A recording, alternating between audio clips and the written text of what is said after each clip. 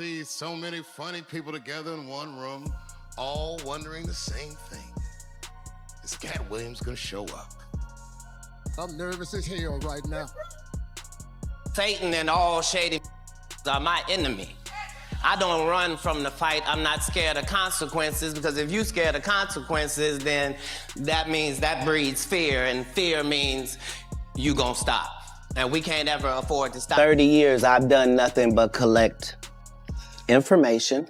Remember when Katt Williams dropped those explosive revelations on Club Shay Shay and everyone dismissed him as delusional? Steve Harvey looked visibly uneasy. He could barely form a sentence when Katt's name came up. But now, with federal witnesses mentioning Snoop Dogg, sealed testimonies surfacing, and Kim Porter's actual diary leaking along with compromising photos, every so-called crazy thing Katt said is showing up in real federal investigations. This isn't gossip or clickbait. It's a man being vindicated in real time while Hollywood scrambles to distance itself from Diddy's collapsing empire. There were other people who had publicly alleged that this is what was going on in Hollywood, Katt Williams being one of them. Take a listen to what he said to Shannon Sharpe on his podcast, and this is before the producer had dropped his lawsuit. Take a listen. I'm quite likely to tell the whole truth and nothing but the truth, so help me God. Katt Williams said it. The lawsuit started coming out right after he said it, and he said all would be exposed. And I should make it clear that in this lawsuit, the reason why Universal Music Group is being sued by Lil Rod is because he alleges that it's them that is sitting at the top of this ring. So essentially, Diddy is working for somebody else, and that person that he named in his lawsuit was Lucien Grange. He heavily implied, and this is again an allegation, that Lucien Grange was having some sort of a relationship with Diddy. So he is the person that controls Diddy, that Lucien Grange was aware of these parties, that Universal Music Group was aware of these parties. Essentially, that Diddy is the thug and the gangster working on behalf of Lucien Grange. That is the takeaway that you get when you read this lawsuit. So how odd that rather than the media being unbelievably interested, as I was, completely seized by this lawsuit, as I was, rather than them asking questions about Fahim, asking questions about Lucien Grange, who's got a very interesting past, changed his name. I don't tend to trust men that change their last names, least of all 3 times, as his family has done. Rather than any of that, they started attacking me for reading the lawsuit, for putting together the clips. How dare you say that there's some sort of The mainstream media portrayed Katt as a comedian on the edge. But what if those wild claims he made weren't delusions, but predictions backed by evidence? Katt himself once said, "For 30 years, I've done nothing but collect information. That's not comedy, that's intelligence work." For 3 decades, he quietly gathered Hollywood's darkest secrets, while others chased fame and quick money. He warned everyone, "I know too many things I shouldn't know, and they all know it." That single line is echoing through boardrooms in Los Angeles tonight.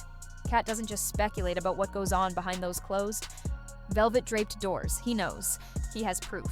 While other comedians played it safe to protect their brands, Katt was building the most dangerous weapon in the industry: unfiltered truth supported by undeniable evidence. And don't just take my word for it. When someone like Candace Owens, a figure known for fearlessly challenging power, steps forward to validate Katt's credibility, it changes everything.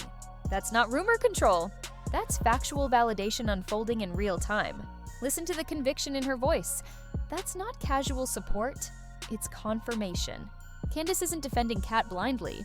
She's asserting that his intelligence work was operating years ahead of federal investigators. Katt had detailed knowledge of Diddy's ties with figures like Lucien Granger before the lawsuits ever reached court. That's not just street knowledge, that's deep-level awareness. Candace Owens didn't just co-sign Katt's story, she exposed the fact that he possessed insider information that should have been headline news long ago. While people mocked him, labeling him paranoid or unstable, Katt was sharing insights now directly connected to ongoing federal cases. And perhaps the most chilling part? Candace didn't describe Hollywood as an industry or a business. She said it plainly, it's a gang. So they recognize if you keep calling people a conspiracy theorist and you keep saying it's a conspiracy, that people may shy away from the topic. I don't suffer from that. I want to know what's going on, as should every single person in this country, because there should be no individual in the entire world that can beat a woman on camera and not face any charges. That is just an utter insanity. It begs the question as to what is actually going on in Hollywood. And I think the answer is that Hollywood has been being run by a gang. Not a label, not a studio, a gang. We're talking about organized crime in designer suits, not casting directors and producers. It's a circle that protects its own at any cost. Candace made it clear, this so-called gang didn't want Diddy touched, even with all that incriminating footage circulating publicly. That's not entertainment anymore. That's a criminal network disguised as Hollywood glamour. So the question isn't, was Katt right? That's already been settled. The real question now is how many celebrities remain caught in that web of silence, control, and fear. Katt's network witnessed everything, and grand juries are finally catching up, with sealed files backing up his every word. This isn't a random YouTube rumor or a trending social media thread. It's a legitimate federal grand jury case. Real courtroom. Evidence. Courtney Burgess recently testified under oath about 11 flash drives filled with intimate footage, involving 8 celebrities and Sean Diddy Combs. And it only gets darker from here.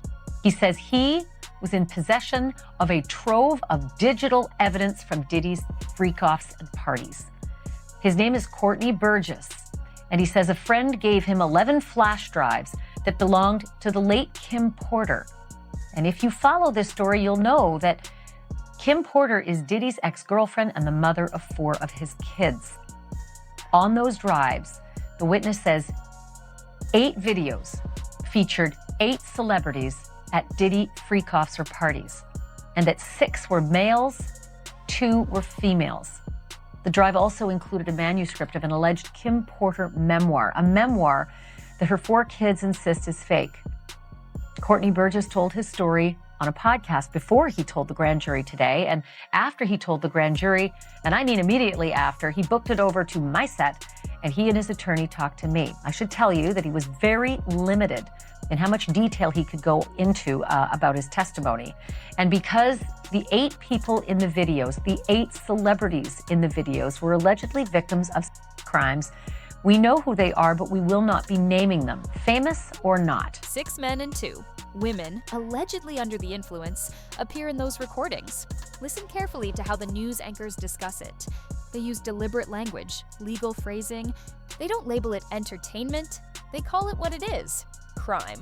The people in those videos are referred to as alleged victims. Prosecutors know who they are, but are withholding their identities despite their fame. That shows how severe this situation is. And this is where Snoop Dogg's name enters the testimony.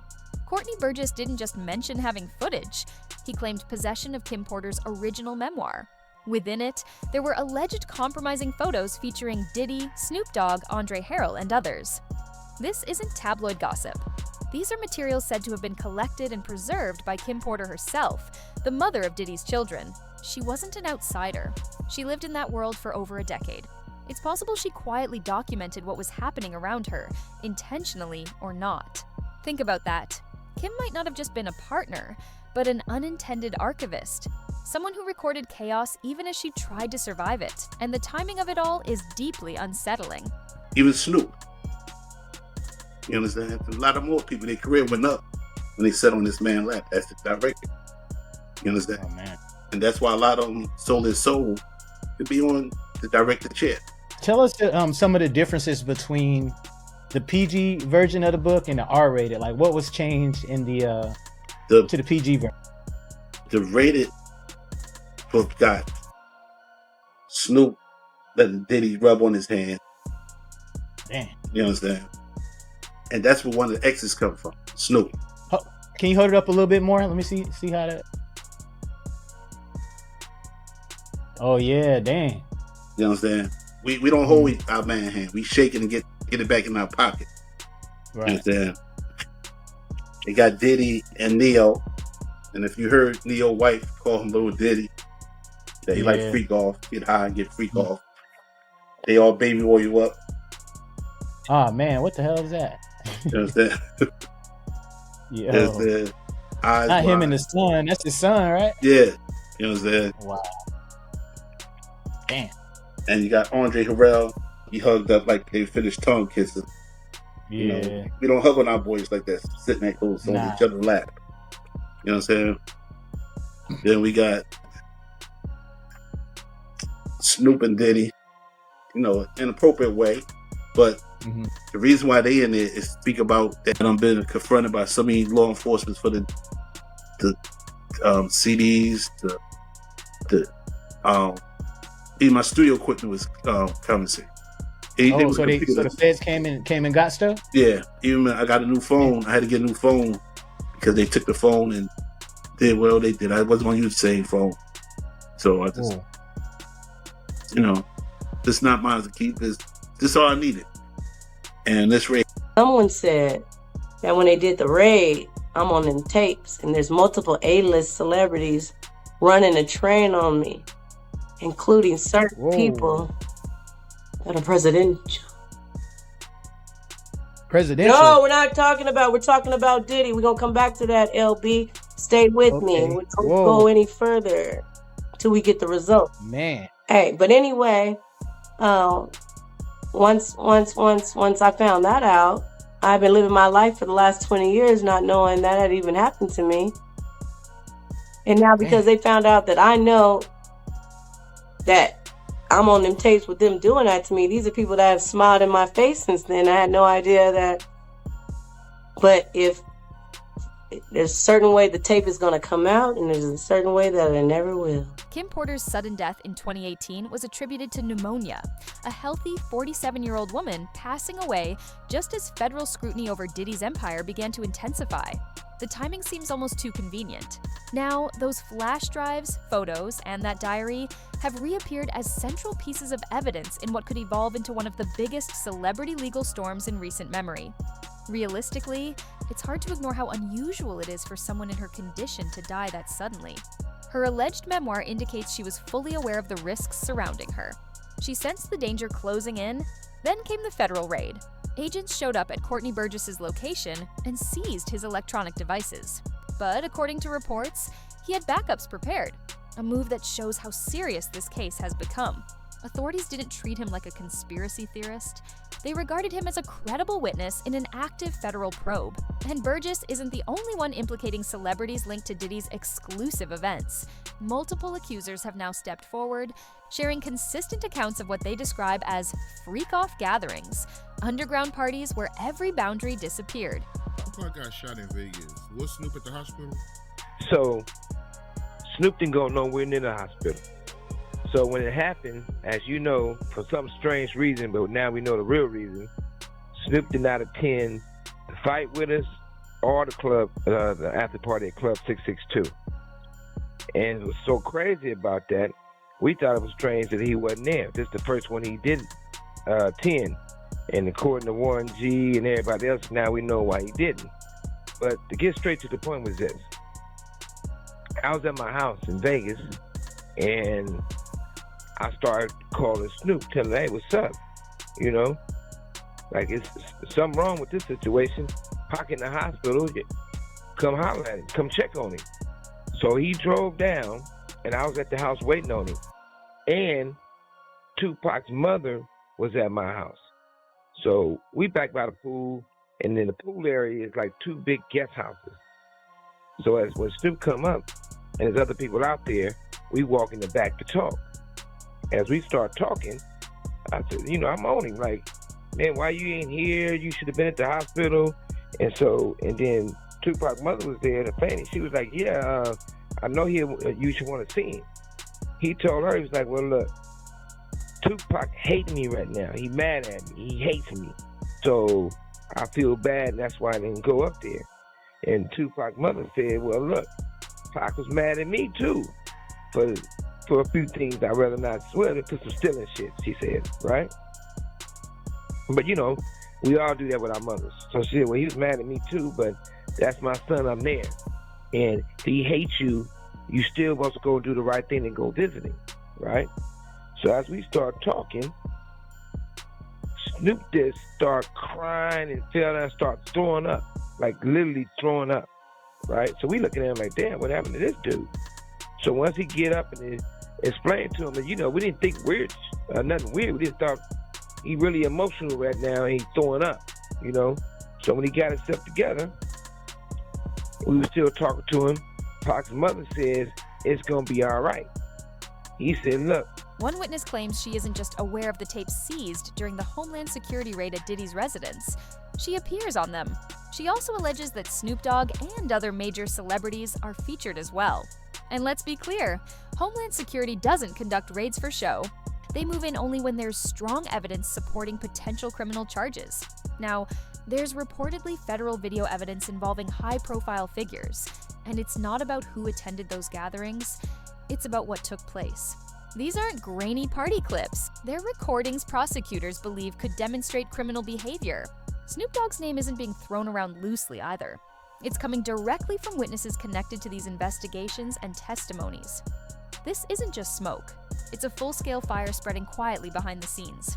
Federal authorities seem confident they have the material to validate every claim. And the scrutiny surrounding Snoop Dogg's alleged involvement with Diddy becomes even more concerning when you look at his past, specifically the long-standing rumors about questionable loyalty that insiders have whispered about for years. Now picture this: Suge Knight, locked up with nothing left to lose, decides to speak out. This has been going on in the industry for a whole bunch of years, for decades. And at the same time, you know, nobody wants it to be true, and it shouldn't have to be true. But if we don't fix it and do something about it, history will constantly repeat itself. Now, Suge, you said something early on that I want to get clarification for the audience, Suge. You said early on, you can't just look at Diddy in isolation. You said this was done to him. He learned from others, and it was done to him, and then he did to others. To me, that sounds like what I hear when people are talking about situations, you know, hurt people, that someone was, they wind up being a perpetrator. Is that what you're suggesting about Sean Combs, that he was, and he now? Yeah, I think that's absolutely right. I think he repeat what was done to him. And like I said, if you look at Russell Simmons, you know the truth. Andre Rail, you know the truth. Clyde Davis, you know the truth. Jimmy Iovine, you know the truth. So there's not certain things that all of a sudden you got this. The industry is a quick business.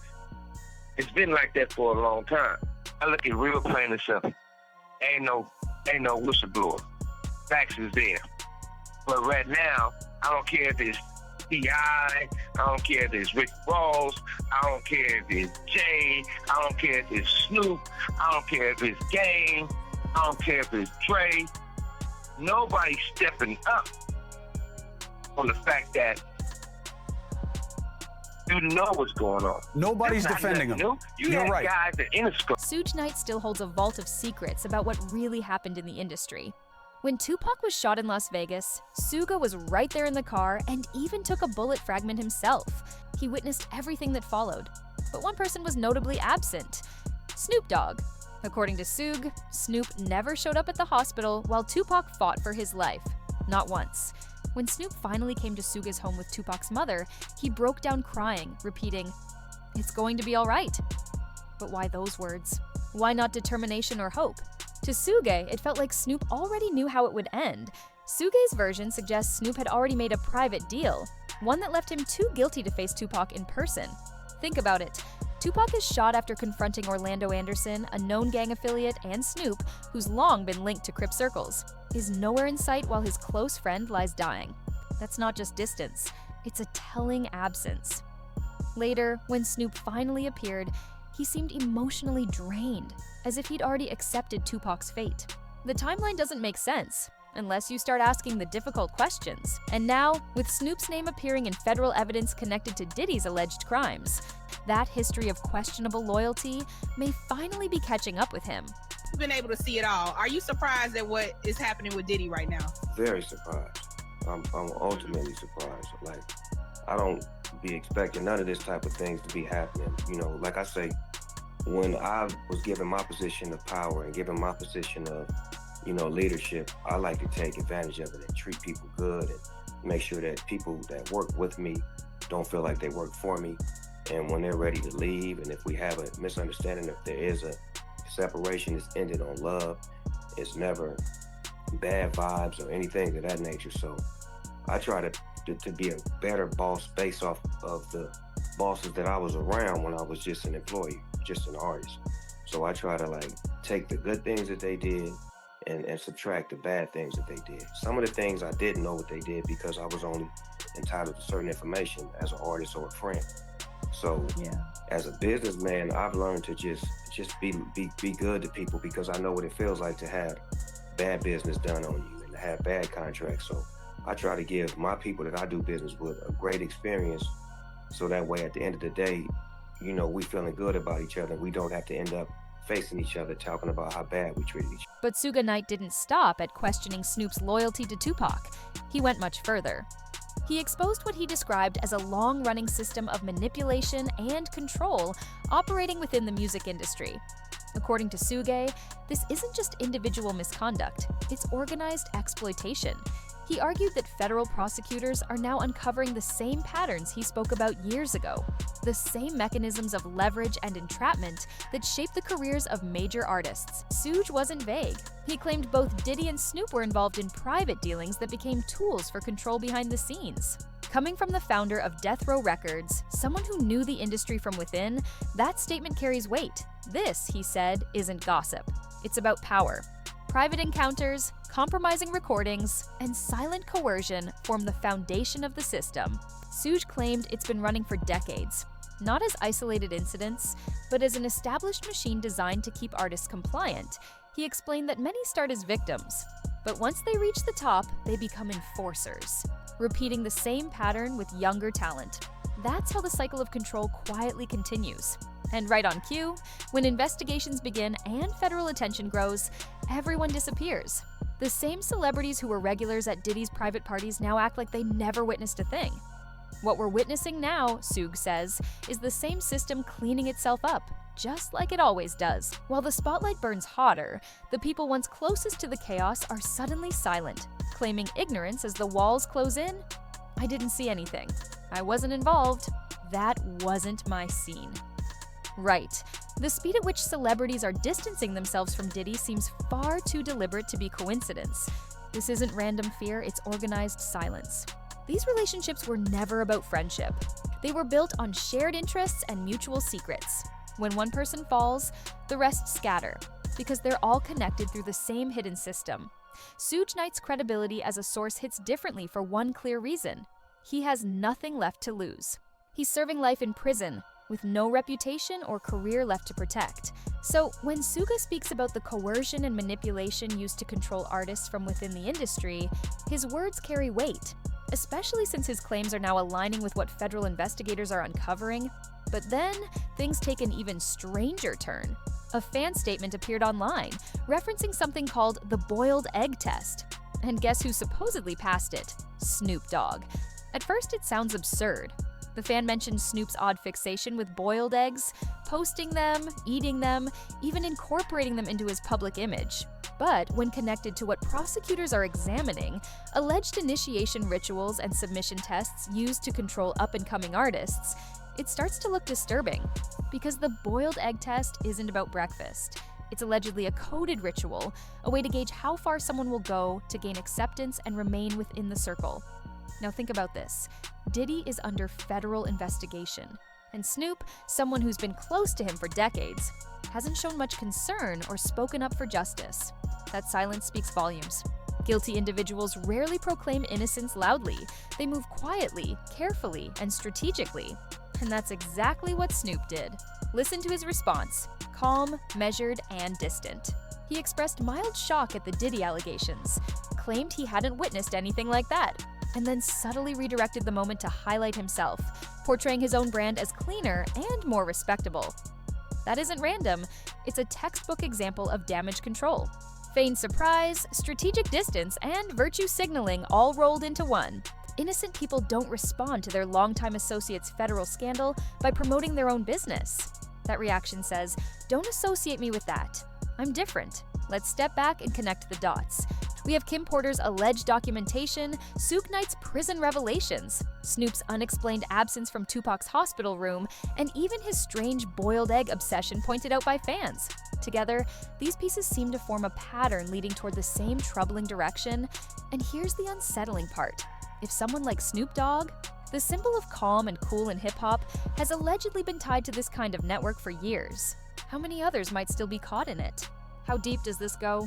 Because when federal prosecutors finally reveal the tapes seized from Diddy's homes, when those names become public, will anyone really be surprised? Or will it finally make sense that this entire industry may have been built on a foundation of control, compromise, and silence all along? Subscribe so you don't miss what's next, because this story is only getting darker. Until next time, stay aware, stay alert, and keep your mind sharp.